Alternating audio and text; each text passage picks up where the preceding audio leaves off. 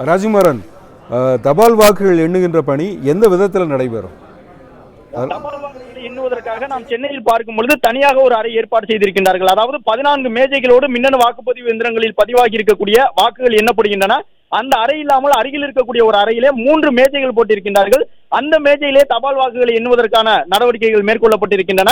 தபால் வாக்குகள் ஒன்றொன்றும் அது காட்டப்பட்டு வேட்பாளர்கள் மற்றும் முகவர்களுக்கு முன்னிலையிலே எந்த கட்சிக்கு வாக்கு பதிவாகி இருக்கின்றது என்பதை உறக்க சொல்ல வேண்டும் என்று தேர்தல் ஆணையத்தின் சார்பிலே அறிவுறுத்தல் வழங்கப்பட்டிருக்கின்றது. ஒவ்வொரு சுற்றிலும் கூட ஒவ்வொரு வேட்பாளரும், சுயேட்சை வேட்பாளர் உட்பட அனைவருமே எவ்வளவு வாக்குகளை வாங்கியிருக்கின்றார்கள் என்பது வேட்பாளர்களுக்கும் முகவர்களுக்கும் தலைமை முகவர்களுக்கும் நன்கு கேட்கும் வகையில் ஒலிபெருக்கியில் சத்தமாக சொல்ல வேண்டும் என்று அறிவுறுத்தல் வழங்கப்பட்டிருக்கின்றது.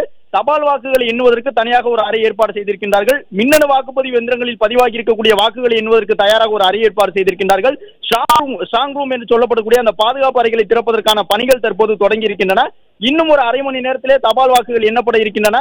தமிழகத்தை பொறுத்தவரை வழக்கமாகவே தபால் வாக்குகள் திமுகவிற்கு ஆதரவாகத்தான் பெருமளவில் பதிவாகும் என்கின்ற ஒரு நம்பிக்கை இருக்கின்றது. கடந்த 5 ஆண்டுகளிலே அரசு ஊழியர்களுடைய மனநிலையில் நிறைய மாற்றம் இருப்பதாக அதிமுக உள்ளிட்ட எதிர்க்கட்சிகள் தொடர்ந்து சொல்லி வருகின்றார்கள்.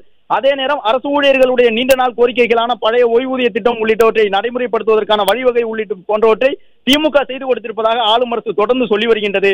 எனவே இந்த தபால் வாக்குகள் இன்னும் சற்று நேரத்தில் அதற்கென்று அமைக்கப்பட்டிருக்கக்கூடிய 3 மேஜைகளில் எண்ணப்படும் பொழுது தபால் வாக்கு நிலவரத்தின் அடிப்படையிலே தமிழகத்திலே இந்த வாக்கு எண்ணிக்கை நிலவரங்களில் யார் முந்துகின்றார்கள் என்ற விவரத்தை இன்னும் ஒரு 35 நிமிடங்கள் 40 நிமிடங்களில் நாம் தொடர்ந்து பெற இருக்கின்றோம்.